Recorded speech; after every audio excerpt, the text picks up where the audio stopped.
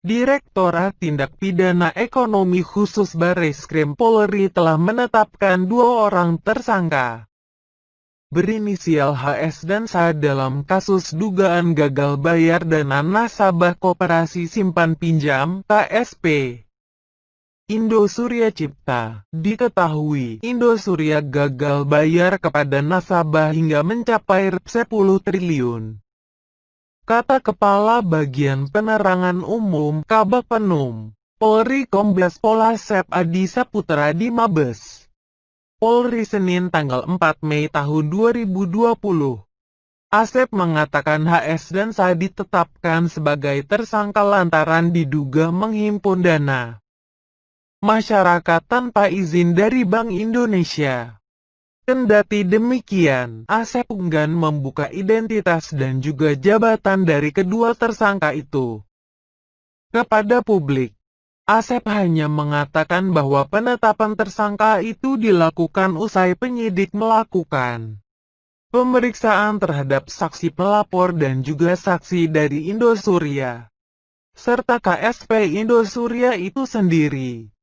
Dalam hal ini, para tersangka dijerat dengan Pasal 46 UU Nomor 10 Tahun 1998 tentang perubahan atas Undang-Undang Nomor 7 Tahun 1992 tentang perbankan, berisi ancaman hukuman bagi pihak yang menghimpun dana dari masyarakat dalam bentuk simpanan tanpa izin dari Bank Indonesia (BI), diancam hukuman penjara minimal 5 tahun maksimal 15 tahun dan denda Rp10 miliar sampai dengan Rp20 miliar, ungkap Asep.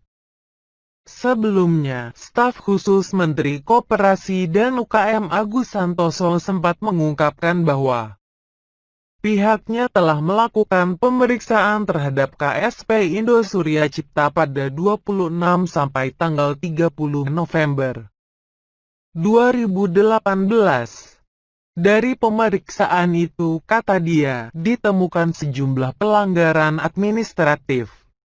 Pada tanggal 26 Februari tahun 2019, KSP Indosuria lalu dikenakan sanksi administratif berbentuk peringatan. Pertama, untuk segera memperbaiki beberapa temuan yang ada. Hingga kini, kondisi keuangan koperasi tersebut belum juga membaik.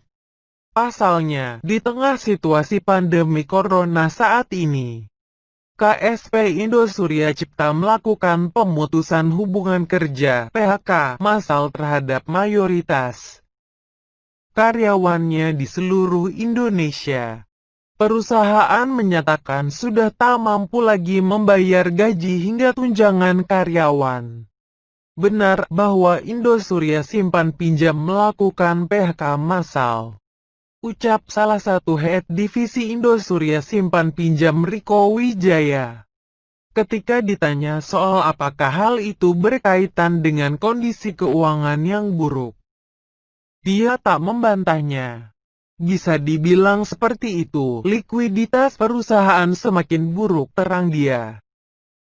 Pinjam melakukan PHK massal, ucap salah satu head divisi Indosuria Simpan Pinjam Riko Wijaya.